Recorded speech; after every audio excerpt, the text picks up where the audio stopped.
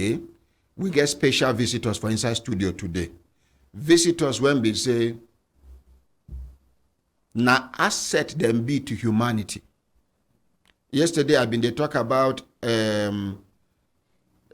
our educational system for Nigeria, how the thing instead where you go add value, na destroy, they destroy many lives. A child that is supposed to do arts and craft, or a child that is supposed to be good in agriculture, you are telling that child that English is mandatory. Maths is mandatory. What is the relationship between English and agriculture? And you are failing that child because of lack of English language. I don't tell you now. For those of you that have been looking down on your children, thinking your children are not intelligent, no, please. It is our Nigeria's educational system. I know of a young man that killed himself in Nigeria here because of university frustration. By the time we checked the young man's manuscript and previous results, the young man was a fantastic student. Brilliant. But a particular lecturer decided to hate that young man. Gave the young man carry over and over and over. Even his colleagues in the class attested to the fact that the young man was the one even teaching, carrying them along whenever the lecturers refused to come to the class, which means he knows the subject inside out to an extent. The people he was carrying in the class were the ones that were ahead of him. He wrote to the school's management. Abuja University here. Wrote to everybody. No one listened to him until the young man died. His elder sister came here crying.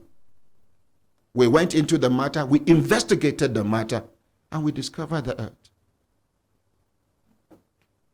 They did the young man wrong. That is just one story out of many in Nigeria. A lecturer may just decide to hate you just because he is suspecting that you like a particular girl in class that he is eyeing. That is enough for him to tamper with your future. Some will tell you, nobody can get so mark in my class. Who are you? Are you God? You are limiting yourself. You shouldn't limit other people. Some lecturers are not teachers. They are just lecturers. They come, they just talk to you, whether you understand or not. As far as the world is concerned, they've been able to cover up the hours they were supposed to cover in order to justify the salaries they get at the end of the month. Some lecturers have got no patience after giving you lectures if you ask them questions. I am a victim. Yes, sir. At a point in time in my life, a lecturer looked at me in the face and said to me, "Oh, you are the one. Oh, I'm going to deal with you. You are the one that have been fighting for people." Yes. There was a particular case I was handling. I did that case for 7 years. All of a sudden, my client did not even consult with me. He came to you. Within hours, you were able to call the respondent and you mediated over the matter and they settled. Only for me to receive a call from my client telling me that he is withdrawing the matter. That was enough for the lecturer to hate me. A professor of law. This thing happened just last year. This is me because I have a voice. This is me because I'm a fighter. This is me because I know I can handle the situation. What about other people? There is no place you can report a doctor and get redress in Nigeria, even when the doctor kills your relations. A doctor will commit blunders on human beings in Nigeria's hospitals, and the next thing you hear, if the person is a Christian, you hear the Lord giveth and the Lord taketh. If the person turns out to be a Muslim, you hear inna lillahi wa inna ilayhi raji'un. Nobody is asking the doctor questions. A lady just sent me a message from Kaduna. I'm going to invite her over to come.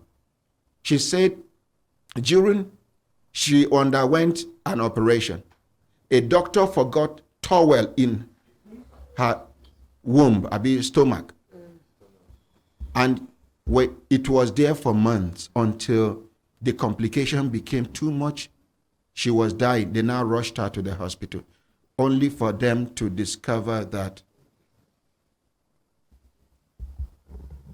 it was a towel that was forgotten inside her.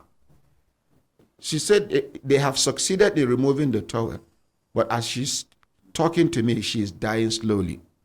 That the stomach keeps swelling. You take the matter to Medical and Dental Council of Nigeria, you're just wasting your time. Tell me one thing that is working in Nigeria. President Ahmed Bola Tinubu, please, this is the ordinary president talking to you. For those who are Funa, where they close to the president and commander-in-chief of the Federal Republic of Nigeria, take this message to him. That the ordinary president is saying he needs to check the kind of human beings he is bringing in as ministers under his cabinet. That some of them have got criminal records, and he is aware. Some of them are still under investigation for stealing Nigeria's money. We trusted you. We gave you our vote. With the belief that your government is going to be better than that of President Muhammadu Buhari that tortured us. Not because he was a wicked man, but because he wasn't in charge. He had terrible people around him. Today, you are surrounding yourself with another set of terrible human beings. President Bola Ahmed Tinubu, we love you. This is Nigeria. We don't have any other country. Some of our big men have got dual nationalities. We don't have. If I apply today, I'll be given, but I will never. Nigeria is my primary responsibility. Nigeria is our primary responsibility. President Bola Ahmed Tinubu, it is never too late to get it right. Look around. I don't want you to fail. I don't want you to fail. If you fail, history will have it that you failed yourself and you failed Nigerians. On the coup in Niger, please, you need to seek advice from former heads of states of this country, most especially those that have got military and war experience. Don't drag us into this war. Russians are backing the Niger army. The Niger citizens are happy with the coup that took place. We have not been able to take care of our own internal issues, banditry, kidnapping, and the rest. Why are we prognosing into another country's internal affair? Okay, yes, we have a reason by virtue of our position. He, our president, you, the president, being the chairman of the ECOWAS. Yes, but you need to weigh your decisions. You send an envoy from Nigeria to Niger to go and negotiate with these people. And the National Assembly is saying a different thing. In case you are not aware, Niger Republic is the only country that has more, that is closer, the closest to Nigeria's border. Niger shares common boundary with Katsina, shares common boundary with Sokoto, shares common boundary with Niger State, shares common boundary with Kebbi State, shares common boundary with Zamfara State, shares common boundary with Borno State, which means we need to be very careful. Whoever gave you the first advice, that advice was an ill advice. This is coming from the ordinary president. Please, sir, Your Excellency, sir, the suffering is increasing, and we are ready to endure because we believe there's the need for us to give you enough time for you to right some of the wrongs that were done by former President Muhammadu Buhari and his cabinet. But not for you to drag us into a war that shouldn't happen in the first place. We should think. Ego is a disease. Let us not just say because we are Nigeria, we are the giant of Africa. No. Take a look. There are times a dwarf will teach a giant a lesson that he or she will never forget. If you are a Christian, the Holy Bible has it. David and who? A lesson there. Please, Mr. President, I am one of your lovers. That is the reason why I am talking to you this morning, Your Excellency. If you feel I and other people will be put to shame, Nigeria will be put to shame, Nigerians all over the world will be put to shame. This is my 1 naira advice to the President and Commander-in-Chief of the Federal Republic of Nigeria. Morning, sir. My brothers, my sisters, if I look at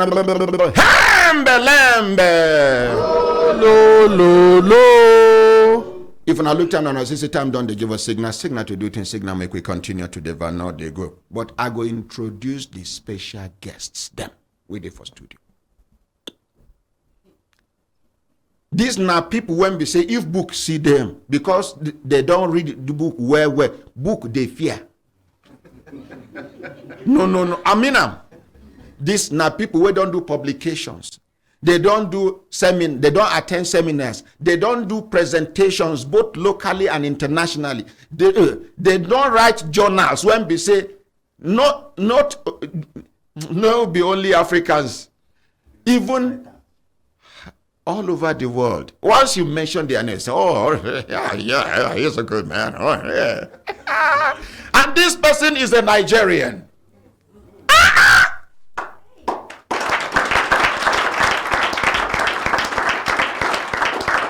At a point in time, we had serious educational gap, deficit. You can't afford to go to school. Some people missed the opportunity of going to school at an early age. But it is always a wish in them to go to school, and they have started working. And in many places of work, if you mention going back to school, they will just give you a very simple answer: resign. study. When you're done studying, come back. If there is a space, we'll reabsorb you. If there is no space, good luck. A Nigerian, a bona fide Nigerian, his father, a Nigerian, his father's father, a Nigerian, his father's father, a Nigerian, his generation paternally Nigerian, maternally Nigeria. An educational guru, someone that is not one of those that believe in victimizing the young ones or victimizing others, those that never believed in blocking the entry point for anybody, those that are good at creating opportunities for people to take advantage of positively. He sat down and said, look, you can actually be working and be schooling. How? How possible? And it will not affect your work. And at the end of the day, you will be given a certificate that will be recognized all over the world. How managed? How damaged? Who is this man? He's not tall, he's not short. He's not fat, he's not slim. He's not too dark and he's not too... And this man, despite the fact that this man has gone far educationally, he does not maintain artificial accent. Very natural. When you hear him talking, you know this is an African talking. Who is this man?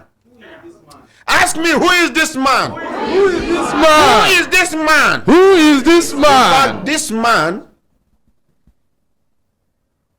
the King of England should forgive me, because such a man should be referred to as man.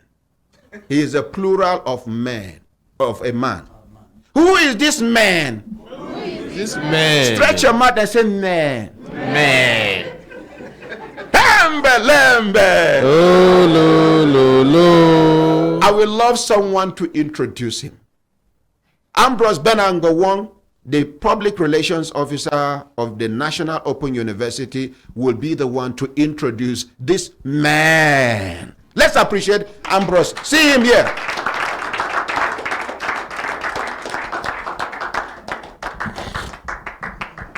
A very good morning to you all, the Brekete family. But first of all, let me extend my very good morning to Ordinary President Ahmed Issa for graciously giving us this time to come here with my founding Vice Chancellor of the National Open University of Nigeria.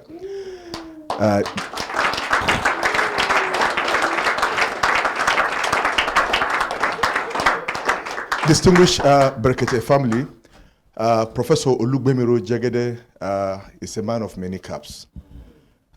He's a professor of open and distance learning, and he's a professor of science education.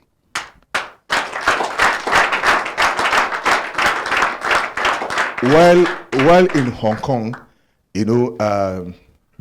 explaining to people or carrying the gospel of open and distance education there, former President Olusegun Obasanjo invited him to Nigeria, and from where he came to plant and resuscitate the National Open University of Nigeria. After completing his tenure there, he went to resuscitate the Association of African Universities in Ghana. From there, he was taken to Kogi State, where he's from, to become the secretary to the government of Kogi State.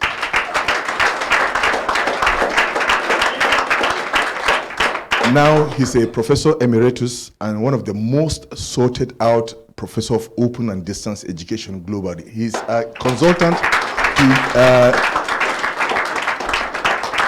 United Education and UNICEF, to so many organizations. So, my ordinary president, so that I don't take too much of your time, I think I will leave Professor Olugbemi Jegede at that, And with your kind permission, if you want to invite him, may I please invite Professor Olugbemi Jegede to please take your seat here.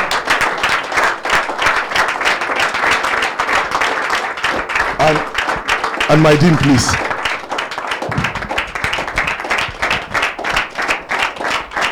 Thank you. So thank you very much, Ordinary President. My prof, sir, you are before the Ordinary President who is extraordinary. I know most him as ordinary, but extraordinary President. Thank you for this opportunity.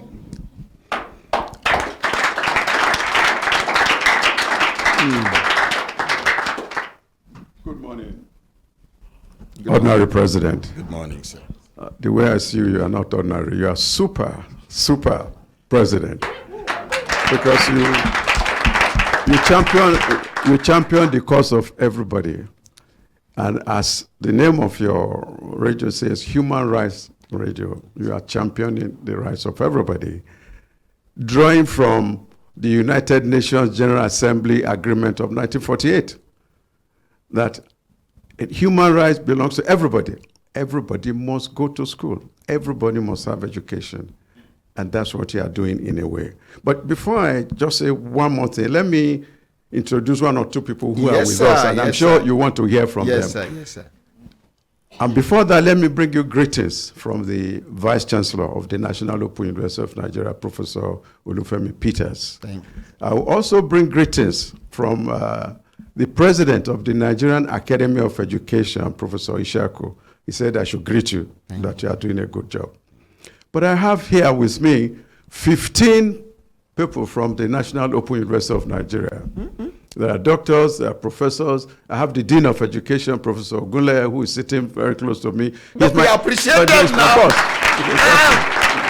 So unassuming. Yes. I have Professor Okwate, who is representing ASTEL, the Center of Excellence at the university. He's there. I have the three ladies are backbones here. Two of them are doctors, they are PhD. One is one of the students who may be studying you, who we are going to bring here to study what you are doing, and I'll talk about it in a minute. Yes. But let me just go on to other people who have come to see us, and you graciously allowed us to bring them to your studio. It's so interesting that they are visiting Nigeria at this time of your work. And I think you should meet them, and probably they want to have a word or two with them. You have, yes, you have, thank you. All right, thank you very much. Thank you. All right. Thank you. You have behind me, on my right-hand side, directly behind, Professor Carlos Oliveira from Brazil. If you think it's only football, Brazil if we play, yeah, or now only samba if we dance, another one day we do education, and he's an expert in lifelong education here. So he has come to visit us, and I'm sure you hear from him for 1 minute. Yes, sir. Next to him is another gentleman who is a guru in open and distance learning in the world. He's Professor Sam Naidu from Australia. He gave a lecture in Lagos a few days ago to the world, and everybody has been asking questions about him. So these are the kind of the people who are behind open and distance learning in the world. They are also executive council members of the International Council for Distance Education. Now, we are here to appreciate what you are doing to the world through your Human Rights Radio. And the fact that what you are doing, which you may not realize or other people may not realize, is another genre, is another dimension of open education. In open education, we talk about three things: open access, open learning, and open scholarship. The fourth dimension, which you are bringing into open education, and that's why I'm glad that distance education, National Open University, is open. And we do everything to make sure everybody, whether from the labor room to the grave, whether from the bush to the town, or anywhere, will be part of it. Nobody should be left behind. And so the The fourth genre that you are bringing, the fourth that I mentioned, is that you are using your alternative dispute resolution mechanism to take education to everybody around the world. Without knowing it, you are training many more people than all the 265 universities combined in this country. Because everybody is listening to you, everybody is hearing you, you are teaching them. We are not taking down notes. You are not lecturing us. There's no course material here. You are not even giving us exams, but we are all learning. And that is what the system wants. We said nobody should be left behind. And so we are making sure that nobody is left behind. Somebody told us that she came from somewhere in Adamawa all the way to the bush, coming here. And so the fact that you are giving everybody a voice is the same thing that everybody in the world is saying, but we are not doing. We said nobody should be left behind in education. Without education, we cannot develop this country. So why are we leaving people behind? Ordinary president, you know it and I know it. And I feel so ashamed that I belong to a country that is so rich, and yet we have 20 million children roaming around the street. They can't go to school. 20 million. 20 million, 10% of our population is not in school. UNICEF, Children. UNESCO, yes, they have told us. They are roaming around the streets, anywhere. If you go to Lagos, they are selling along the streets. If you go outside now, they are all over the place. Apart from that, And that is the danger. that is, in fact, that is going to be worse than Boko Haram if we don't do something about it. The statistics tell us that between 65 to 70% of our population is made up of youth. Not only that, but out of these 70% of us that are youth, more than 50-60% of them don't have jobs. And that's the problem. Very big. And that is why we must do a number of things immediately. Before I ask my friends to say one or two things. The first thing we must do in this country, like has been said already, like you said about things you cannot get redress, whether the doctor does something wrong or whatever, or the lecturer, is that the system is faulty right from the foundation. We have systemic and systematic decay in our education. One is that our constitution says, section 18B of our constitution says that education is a right of everybody, and that the country must give everybody free primary education, free secondary, and free university education. We are not doing it. So it means that we, 18B. as individuals, as country, we are liable. So it means any one of us can take government to court, because that's what the constitution says. And that is why it has not been amended. It has not been done. So what we need to do is to take our policy, national policy of education, and change it completely. We started it, they started working on it in 1969, and we reviewed it. It started in 1977, 1998, 2002. The last review of the national policy was 2020. But I can tell you that right now, the national policy is more than 50 years old. We should throw it away 50 years old. completely. There's nothing in it that can help us anymore in this day and age, in the 21st century. That is number one. And by changing the policy, Yes. we automatically need to change our curriculum. In fact, that's the next, number two. Thanks for it. You read my mind. Oh, thank you. The next thing is the curriculum. Primary school, secondary school, university, they are all dated. Well, we say it in Australia that is dated, but we are saying it's outdated in this country. There's nothing in our curriculum that is working anymore. Today, we are not talking about teaching people physics, chemistry, biology, whatever it is, because our children now have mobile phones. They can Google.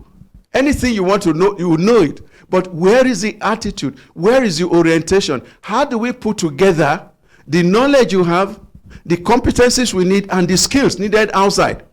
That's why people are not getting jobs. We need to put these things together so that as soon as somebody is graduating, he can either go and work directly, he get a job, or he can start his own job and work. But we are not doing that, and we need to change that. The third one, I have already mentioned it.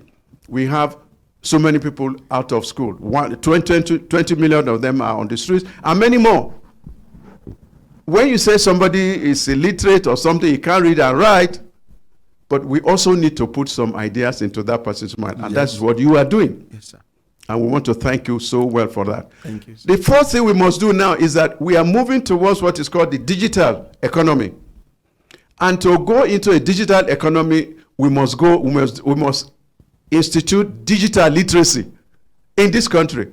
And that's why countries like India, China, and all that are well ahead of us. In many of these IT countries in the world, almost 50-60% of those working there are from India because they have trained people in digital literacy. We don't have it. And we must begin to work on digital literacy. Then we must talk about teaching the teachers.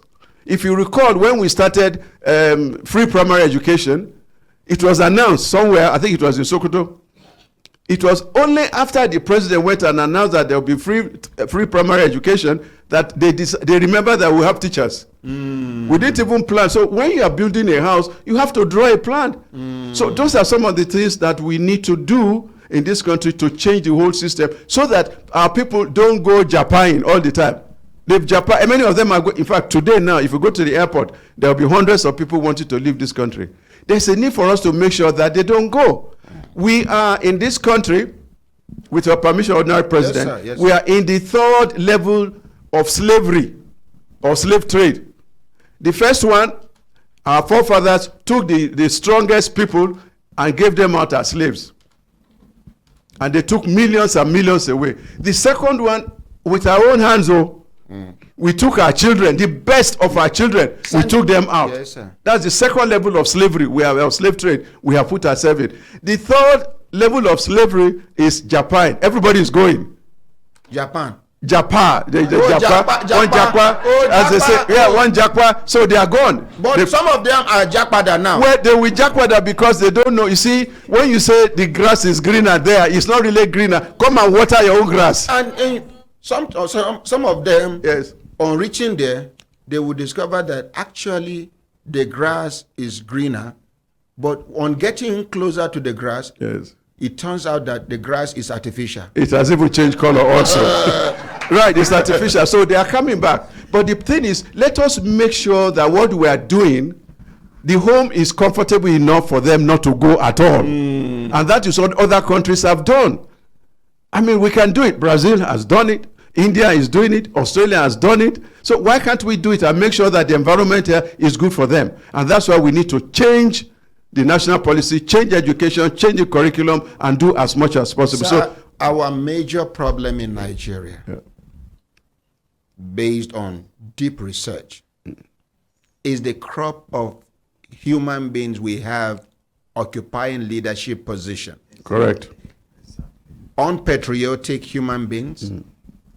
Some of them are thieves. Some of them are so inhuman that they are not concerned about what happens to our future. Correct. So some people are occupying leadership position while in the real sense of things, they don't have business with leadership. Because even at their family level, they are not in charge. So someone that is not in charge of his home should not be given any external responsibility because such a person is irresponsible. Continue. I agree 100%. You see, a few months ago when we had, 2 years ago when we had this COVID-19 epidemic, I told some of my students, that this epidemic will soon go away. But what is still with us that will not go away is corruptdemic. Corruptdemic. Corruptdemic. And we have to work at it. We have to do something and move it. There are people, like you said, who should not be where they are. Yes, sir. And because of selfishness. And because almost everybody is corrupt.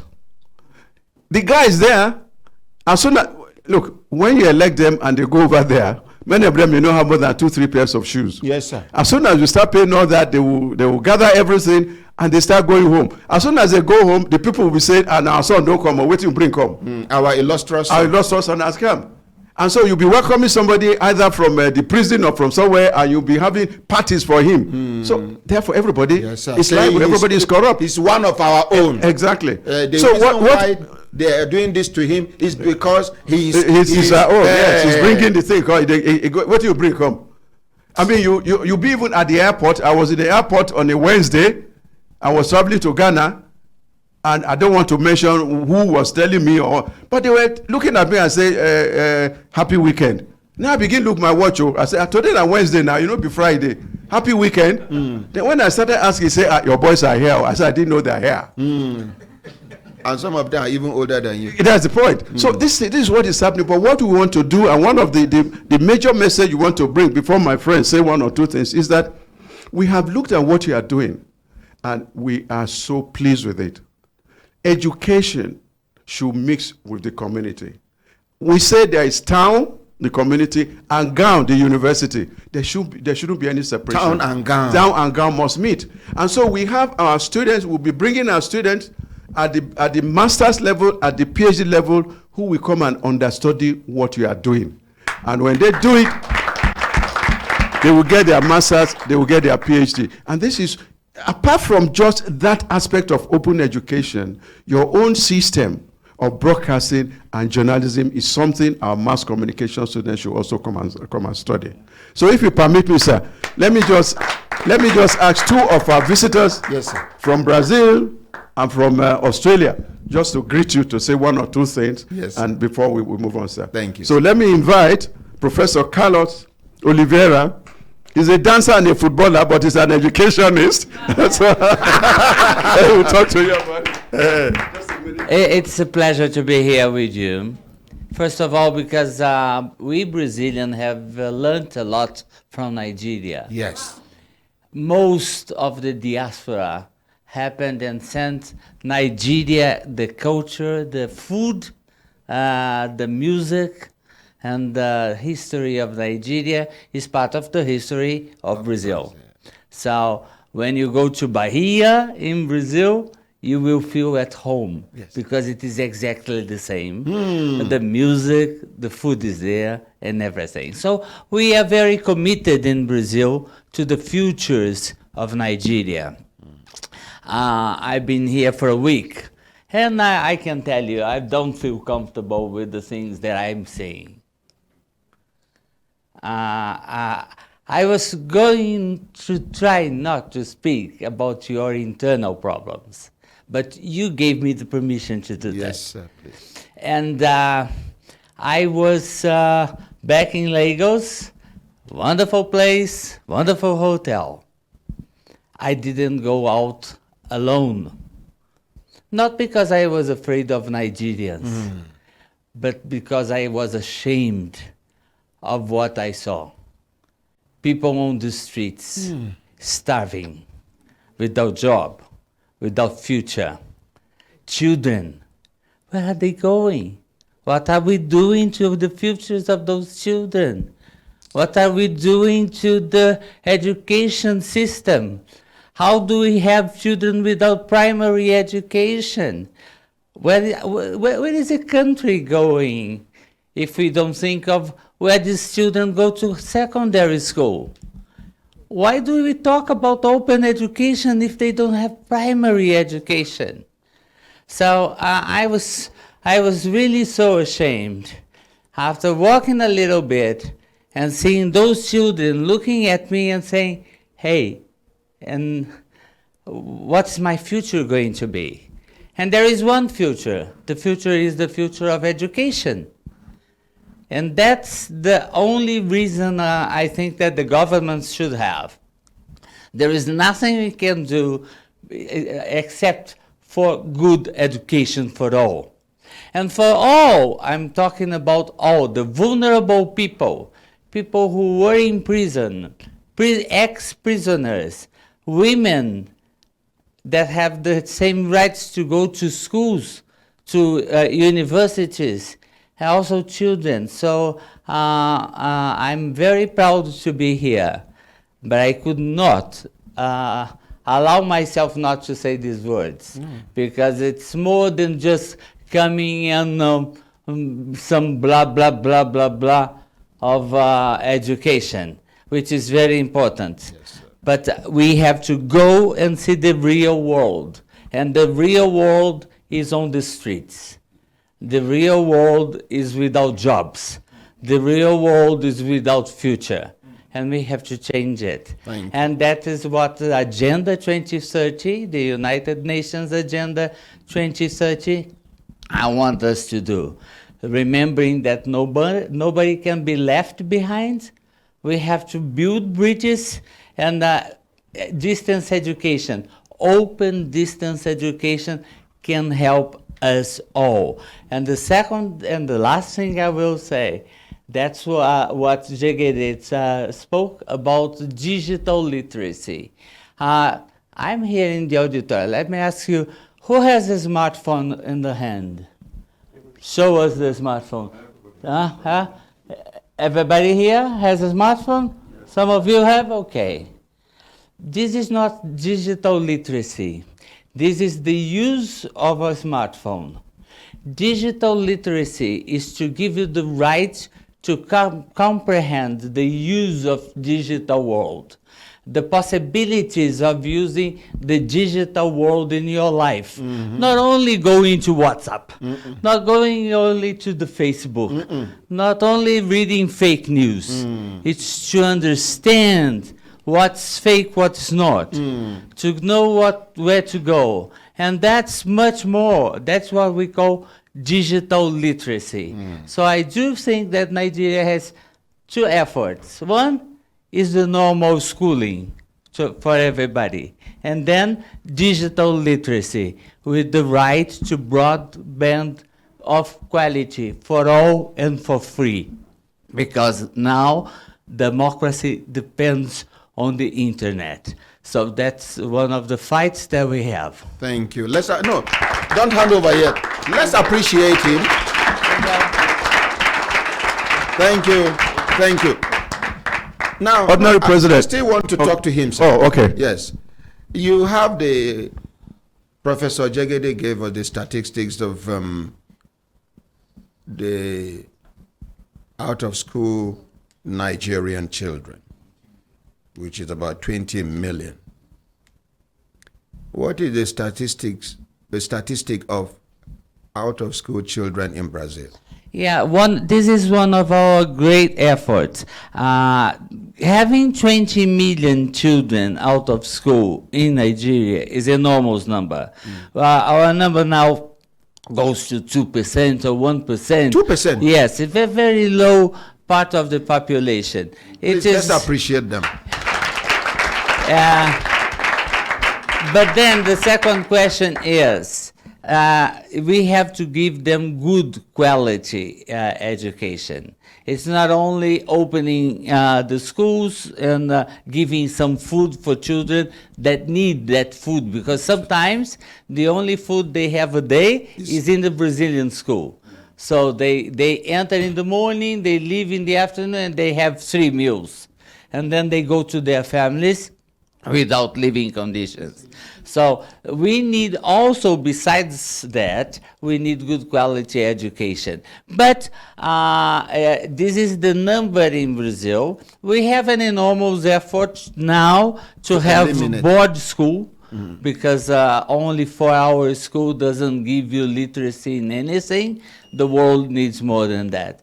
So, but I do believe that Nigerians can do it. You are rich. You can do it. Oh, we are rich. We are not just rich. We are very rich. Yes, very, very, very.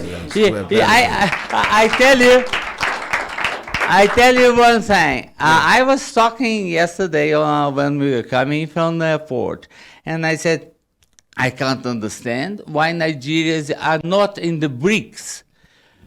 Because you are as rich as a country like Brazil, or South Africa, or India, with a huge population. We are richer than Brazil. Yeah. We are richer than Brazil, by far. For sure. So that's, I think that your government and the Brazilian government, which is a new government, should work together to try and put Nigeria in the BRICS.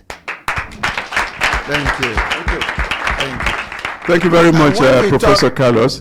Yes. I'm just going to call on Professor Somnaidu, Yes, who sir. was the pro vice chancellor of University of South Pacific at some stage, to say one or two words again about open education. Before he says anything, sir, Yes. I would love to say this. When we talk about education, I want you to know that we have both formal and informal education. And non-formal. And non-formal. Okay, an additional one. Please, I would like my professors to differentiate between formal, informal, and non-formal education for the Brekete family members to understand the difference. All right. Okay, no, Professor Carlos is offering to... Yeah, that's a fantastic question, because this is basic for what we are calling lifelong learning. So for lifelong learning, we depend on the things that you learn in your daily life. It depends on the things that you learn in your company that you're working. It depends on what you're learning in your community. The work that you are doing here at the Human Rights Radio, this is non-formal and informal education. Also, when we at the World Health Organization offer open courses online for everybody, that is not formal, that's informal learning. So all this creates a new thing that we are calling lifelong learners. Learning. We are all lifelong learners. We will always keep learning. There is no such a thing as getting a diploma and then you never go back to school. So you have to keep on learning all your life. And then the systems have to recognize what people learned in non-formal education and informal education, and give them certificates to certify that they know things. Yes. They have knowledge. Yes! That's it. Thank you. Let's appreciate Professor Carlos. Yes. Thank you very much for that. I will call on Professor Naidu to say Yes. one or two things. Yes. But I think what we must also note here is that if everybody must be educated in this country, in fact, it's not if, we must all be educated in this country, In one way or the in other. one way or the other. And we have 220 million people, and even right now, some people are still being born. Even right now, or probably in the night, some people are still making we are babies. almost 300 So we don't million. even know how many we are. I'm sure we are close to 252 something million. If everybody must go to school, constructing classrooms, building universities will no more help us. It is open. It should be open, because the money you spend in building classrooms, building all the infrastructure, can help to start up an open university or an open education. The National Open University of Nigeria is an example. It has, as at now, probably around 750,000 students. That is one university. And it has more students put together than all the 265 universities in this country. It's open. No carrying capacity. Nothing is stopping you. You can carry your book or your telephone or your computer and stay on the field and study. That's the way we are saying. That's the way Nigeria should go. But let me ask Professor Somnaidu from Australia to say one or two things before my dean wraps it up. It's my dean. you see. Yes. Thank you very much. Thank you very much, Professor Jagger there. Maybe I should stand up. Okay, no problem. Congratulations and thank you very much. Look, every country has problems. You know, I was born in a small island nation in the Pacific, but I've lived and worked in Australia for a long time. So I come from a developed background as well as a developing background. But Australia is not all hunky-dory as well. There's a lot of Aboriginal people and poor people and immigrant people who are struggling in Australia as well. So my point is that every country has problems, from the US to Nigeria. So I wouldn't feel so bad about that. But I wanted to thank you and congratulate you for your initiative, because when I see talkback radio, for example, in Australia, I see them obsessed with mundane things about politicians and about politics and about gossip and about movies and those kinds of things. And what I see enlightening about your program is that you are dealing with fundamental issues. You're dealing with giving power and voices to poor people who have no voice. And I was very heartened to see how poor women and struggling people come here, and you are providing them with a platform. They are unable to write, they're unable to talk to anyone, they're unable to go anywhere, but you give them an opportunity to come here and tell their stories. And I congratulate you on that, and I thank you for providing that opportunity. And a lot has been said about education, so education is the point of the conversation today. There's a couple of things. Professor Brekete has said so many things that I think we should understand and try and tease out the implications of openness and flexibility and those kinds of things. But let me just bring another dimension to it. Few of us tend to see education as a source, as a cause for development and freedom. A lot has been said about how education is the key to development. When we talk about development, we tend to talk about economics and politics and social sciences and those kinds of things. But we tend to forget how important education is to the development agenda. In association with that, how important education is to freedom. This is a concept that I think we don't investigate deeply enough. When we talk about freedom, a lot of people think that freedom is being able to vote, being able to say, for example, what you're saying, being able to exercise your rights. But freedom is about choices. The 20 million people that Professor Brekete was talking about, if they don't have the education, they can't make choices. The choices are limited, all right? I'm here because I have education, and therefore I have choices. Now, the 20 million people are without a voice, without a choice. They're never going to have money. We know that they're never going to have money. The only thing that the state can give them is education. Give them the tools so that they can make the choices in their lives.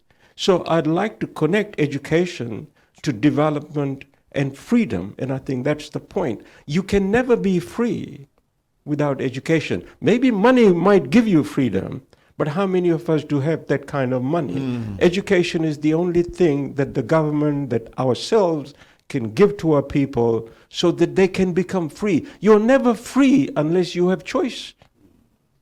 And I think that's the thought that I wanted to leave you with.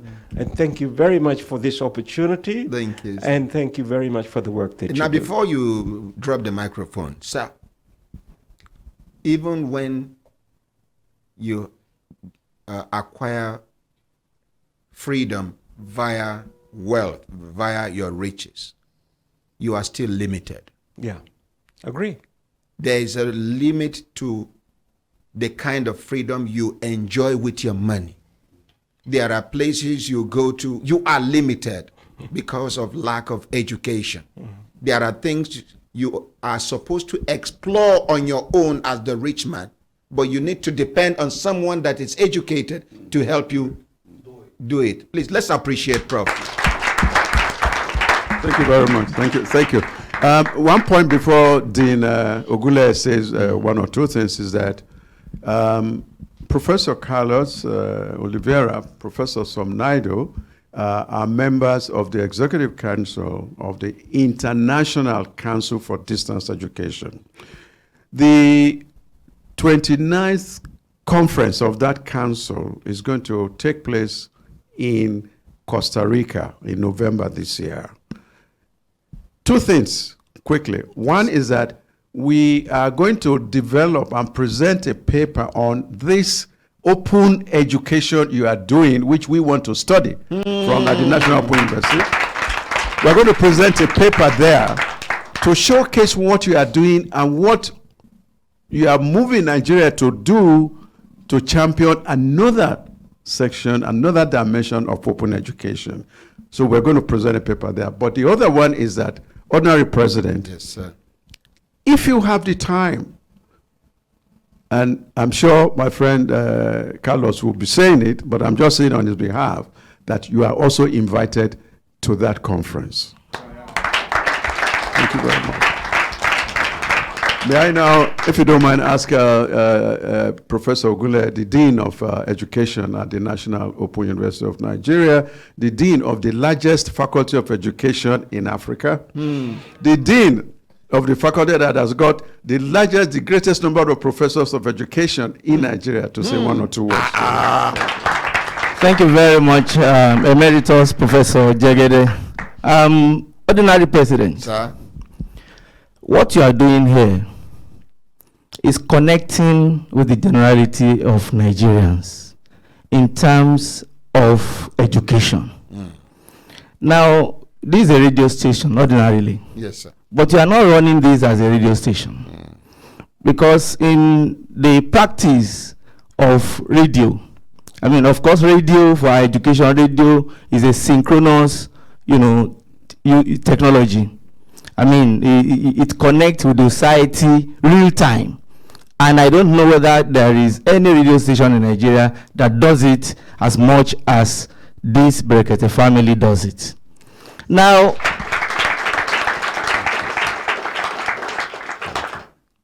this morning, you have talked about the failure of our medical system. You've talked about the failure of some other aspects of our society, but I connect all of them to the failure of education. Indeed, our national policy on education tells us that no nation can rise above the quality of its teachers. And so as the custodian of the educational Of the knowledge. yes, in the National Open University of Nigeria, my speech here, as short as it will be, is to underscore the importance of education. See, our policies in Nigeria have continued to fail, but they will all continue to fail because even the national policy on education is faulty. And the national policy on education is supposed to give life to all others. Now, in Nigeria, just to come back to what you said earlier, you mentioned a situation in Abuja Yes, sir. that led to a suicide, Yes, sir. situation, a suicide scenario. Now, what happened? Failure of lecturers to live up to expectation. Now, who is supposed to be a lecturer? Who is supposed to be a teacher? Chapter 5 of our national policy on education stipulates the knowledge, the competencies, the skills, and certification for anyone that will teach. And in Nigeria, there is this policy that has not been implemented, that you cannot teach, even if it is medicine or engineering, if you don't have educational qualification. That is, be a PhD in engineering. You must come to the Faculty of Education and pick up a diploma, postgraduate diploma in education. With your PhD. Even with your PhD. So that the other aspects of teaching, which you faulted, ordinary president, Yes, sir. will be taken care of. Till today, it has not been implemented in Nigeria. So, the issues that we have is that we have to go back to the roots where education. And when we talk about education, what is it primary school that is functional in Nigeria? In fact, our primary schools are broken down to the extent that it has been taken over by private practitioners. Yes, sir. The government presence in primary education in this country is at its lowest Some ebb. primary schools have been divided into two. Shopping complex. Yes, sir. Yeah. We are talking about secondary education, the same thing. Private practitioners. Now we are going to the level of also ceding the provision of university education to private hands. So until all of us, and when I say all of us, I mean all of us. Because if you are blaming leadership, you also think about the followership. we have the franchise to elect our leaders. We have just done so recently. And then, well, the court processes are still ongoing. But then, when leadership fails, we should know that all of us have failed because we elected these leaders. Now, even talking about education, look at what is the scenario playing out at Senate now. A number of ministerial nominees have been faulted in the papers, the papers, the certificates that they presented. Yes, sir. And they will still make it. I mean, so they will still make it. This is fundamental. These are fundamental issues wrong with our country. So, for you, sir, I commend you because you are using this radio station to advance the cause of knowledge. You are educating, you are creating awareness in transportation, in all the various aspects of life and living. You solve problem using alternative dispute resolution. You mentioned one that has been almost intractable, running for a period of 4 or 5 years, and then within a short period, it was resolved here. But it got me into trouble. No, don't worry. You are more than able and capable to surmount the problem.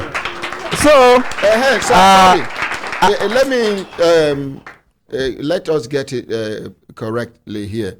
The young man, the Abuja University case, did not commit suicide. He died out of depression. He left.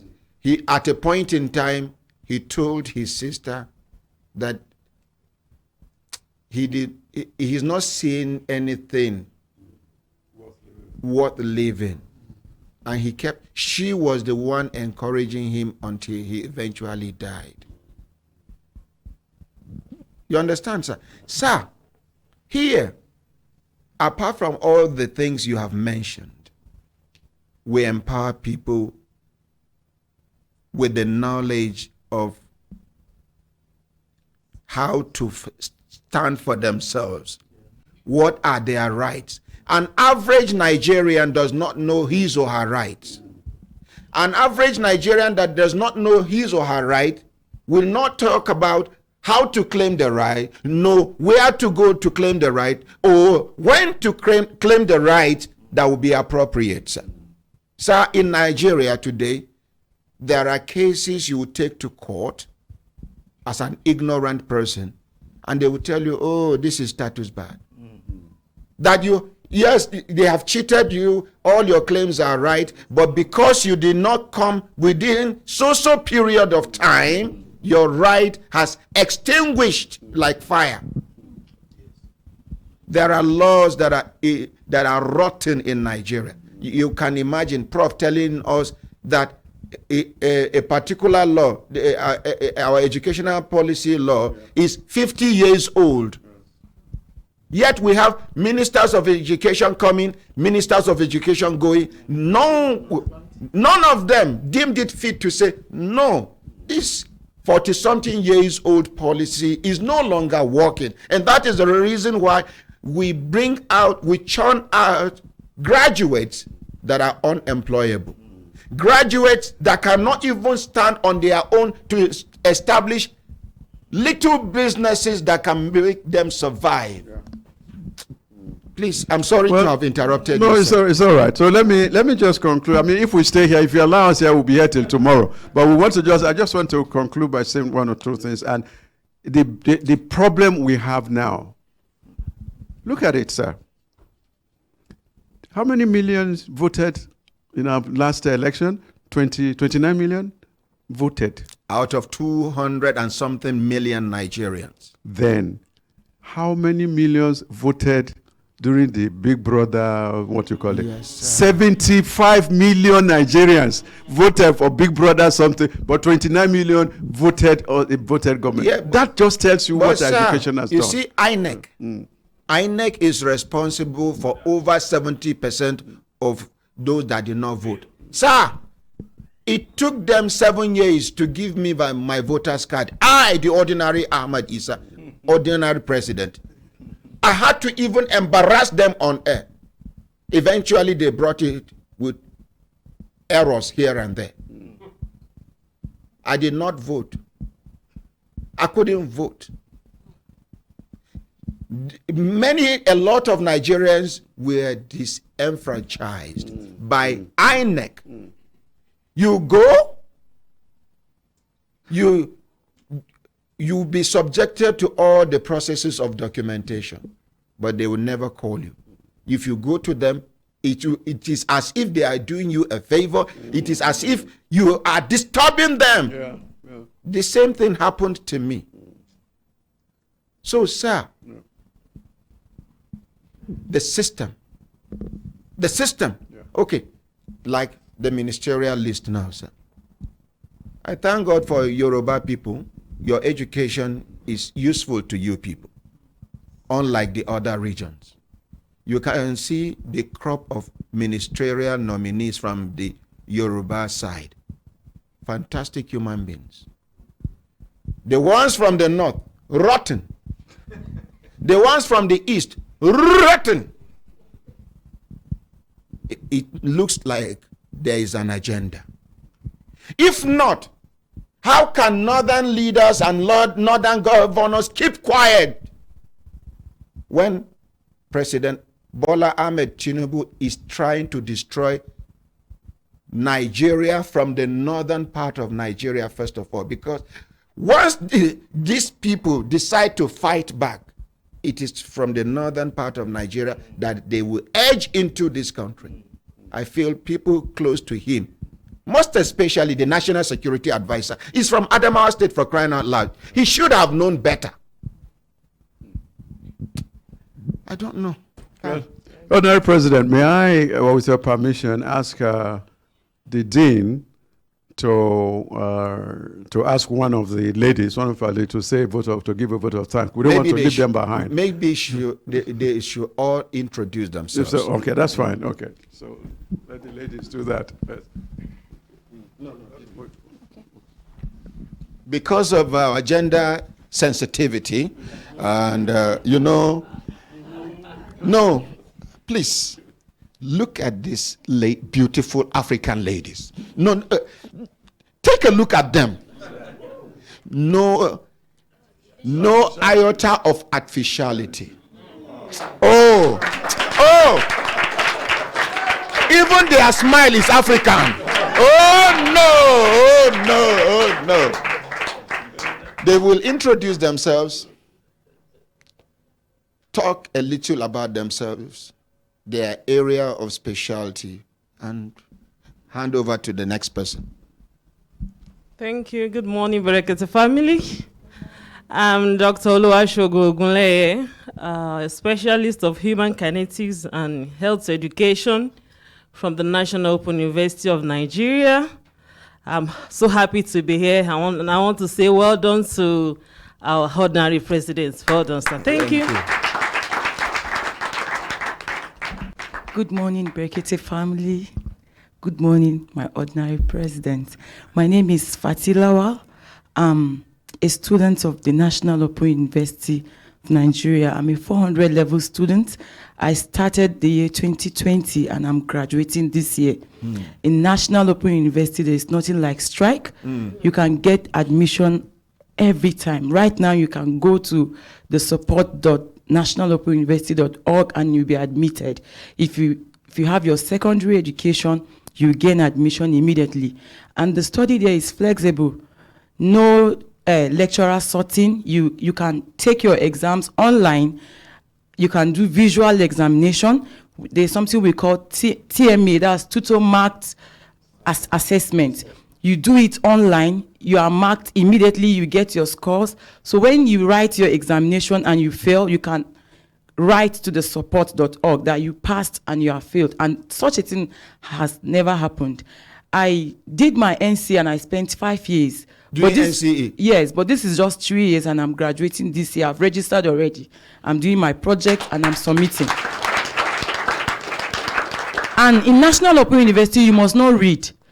you will read, but you can go to some recorded lectures that the facilitators have already uploaded on your page, and you listen to it as you are teaching or as you are studying, or even as a worker in ministry of whatever in Nigeria. You can study by listening to the recorded facilitations the audio of the version of the lectures. Yes, of other courses. And then in National Open University, you only need your Android phone and you are good to go. The examination is very, very, very flexible. Thank you, the Thank advertiser.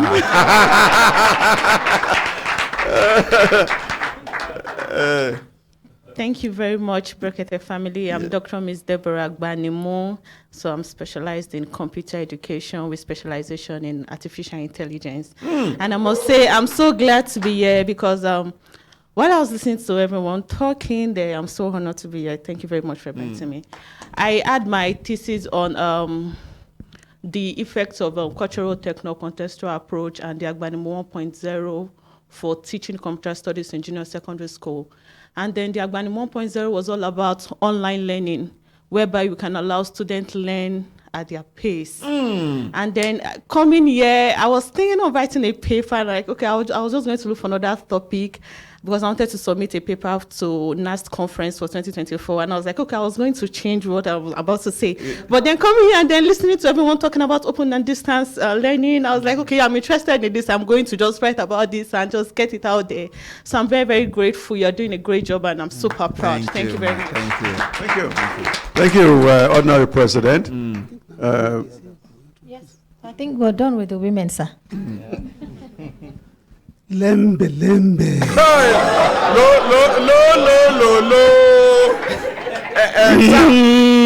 Lembe, lembe. I am happy to be here this morning. Yes, sir.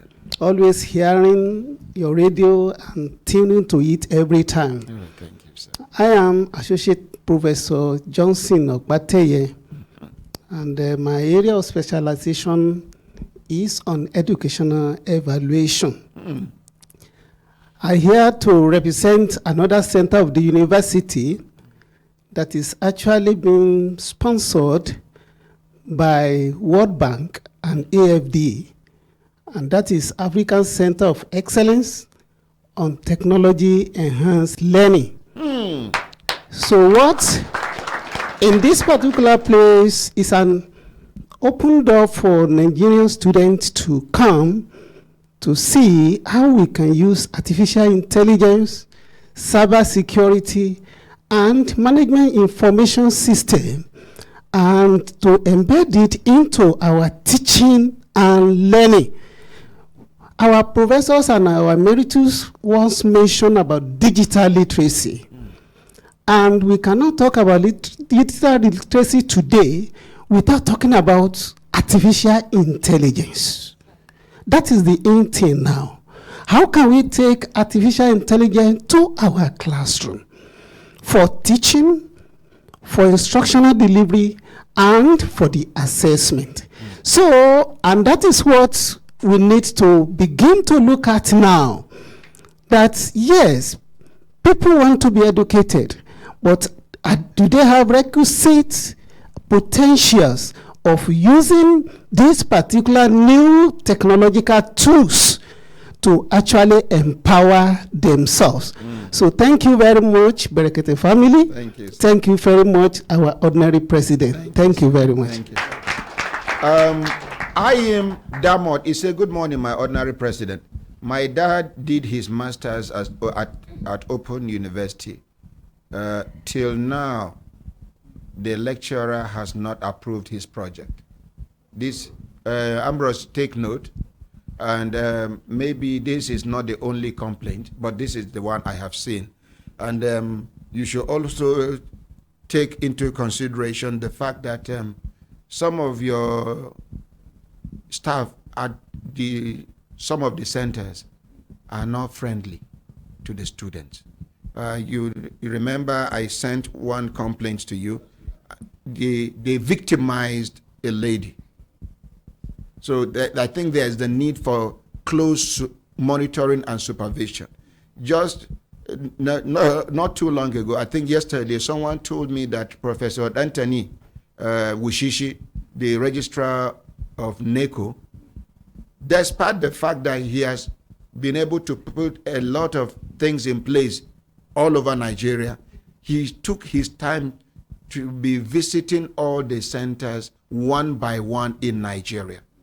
I think there's the need for either camera supervision with this artificial intelligence. You have ICT gurus. You put cameras that will be giving feedback to the headquarters. Please, some people are not happy, but this is even better, far better than what some students are subjected to in other regular conventional universities. If you hear what they are being subjected to, you won't even be encouraged to go to school if you have never been to school. Somebody will tell you, okay, government, like state-owned universities, you are paying 40,000 naira. No notice, no nothing. The next semester, they are asking you to pay 150,000 naira. Who does that? Is it because they want to discourage the children of the masses from going to school? Because they know that the cycle is about to be broken. They keep recycling themselves. And we are saying enough is enough. We are going to break that cycle. That chain must be broken by the grace of God. Thank you very much. Thank you very much. Yes. Just to thank you for bringing out that, Yes. that complaint, and to say that the National Open University of Nigeria lives and works and listens to people in the open. Yes, sir. So whatever you have, any problem you have, please don't hesitate to bring it into the open. And we'll be ready to solve everybody's problem. And that's where we are there. And as you can say, even though we have experts in artificial intelligence, we are not artificial in the way we deal with people. So we make sure we respond to that. Yes. And so on behalf of all of us from the National Open University of Nigeria, and on behalf of all of us representing education globally, including those who are here from Brazil and from Australia, we want to thank you so much for what you are doing for the nation, for this opportunity, and to also thank you for allowing us to see another side of the Brekete family, having Miriam excellently handling a number of issues over there. We are so happy with that. And thank you very much. Thank you. Thank you. Thank you, sir. Thank you. Before you go. There is only one thing I want to say. Okay, give it. I love you. I've been doing radio for 40 years in Brazil. And the radio is something fantastic. Yes. And it's so fantastic to see such a lady. Hey, what you were doing there. And I took pictures and I sent to the radio, Radio Tupi, which is the biggest radio in Brazil. And I said, this is one of our leaders in the radio in Rio. She would be there with us. So very good. Congratulations. Thank you. We love to say thank you to you, but I am not qualified to say this thank you. I am going to bring another person. He's one of us. He's Consultant Ike, PhD. Please, let's appreciate Consultant Ike, PhD. Take the microphone and... Ordinary President, thank you very much. I became scared when you say you are not qualified, and then you were calling my name. So I'm wondering how I will be qualified where you are not qualified. The first is that I want to appreciate you, and I also want to appreciate the National Open University for this move. One interesting thing you may need to know is that ordinary president and Brekete family is very deliberate about every single thing done in this platform. This is the very first platform. When you talk about open learning, he deliberately said that to all of us to say, this platform is meant to deliver open learning by himself. And this is the reason why some of the programs we do, including the one you watched Auntie Mariam handle this morning, where we say they were brought up to the platform just for people to learn. Just for people to learn. In fact, he should have been a certified professor of open learning. No, he has done his bit, and he has done it and done it well. He has learned by practice and learned by ethnography. So, this is the very first time a university, we have had a lot of scholars come in to say we want to understudy what Brekete family is doing, what the ordinary president is doing, because this is not just broadcasting, but it is redefining broadcasting. Like you said, in the places you see the radio, what they mostly do will be to entertain people, to focus on mundane things like politics and all the rest of them. Thank you, ordinary president. Oh, wow. When you are done, you read. Okay, so to do all of that. But this one came not just to entertain people, not just to also make people learn, but to bring solutions to problems that other media houses are using as content. To bring empowerment. And one of the things also that you will know about what we said about him being deliberate about open learning is that there is no time in this program that we finish this program that anybody follows us, that person will not find a minimum of 3 or 4 things to learn, knowledge to add. Most of the people that we have met who will come here to tell us their life changed because of the things they hear in this program, and that have redefined everything that they are doing. And then there is also a capping that ordinary president will always say. He say, even in my fight for people to claim their right and give voices to their voices, that if you do not know how to claim your right will become a plight, which underscores the purpose of learning, education. It's not necessarily formal education, but the open education that he's giving through this platform. So this is a very great partnership that we really, really appreciate. And this is exemplary for the Open University to do this. We appreciate you. Unfortunately, I am not a very good speaker like ordinary president. I will stop here so that I don't go beyond this, but we are super... You should have mentioned it to them that this is the first ever human rights radio and television in the history of the world. The very first. The very first. You can search for it. And not only the very first, also, when we talk about the open learning, what he's doing is a combination of developmental and investigative broadcast journalism. Now, the open learning is on the developmental side of the broadcast journalism. That's what he's doing. You know, often when he talk about it and say, look, I'm not just a journalist. I am doing developmental and broadcast journalism. Most people, including his colleagues, do not know or understand what exactly he's saying. But he's simply saying that he is deliberate about developing not just the infrastructure, what people see as development, but developing human beings. Because it is... when you are developed, when you are learned, sometimes even some of the places where they trample upon your right, they cannot trample upon your right. And if they do, you will have the capacity to reclaim your right even by yourself. And that's what he's doing, to empower people. I want to stop here. Thank you.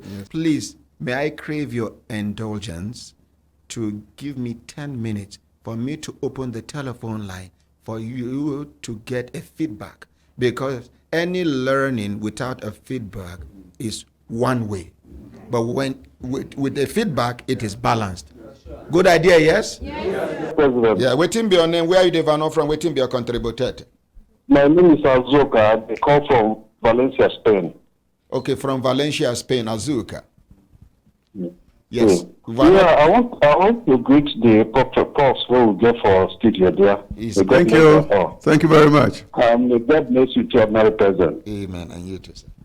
Please, my small contribution is where all these posts go when did they do election? Where they noted that they didn't be returning office? They will never engage this kind of professors because of their integrity.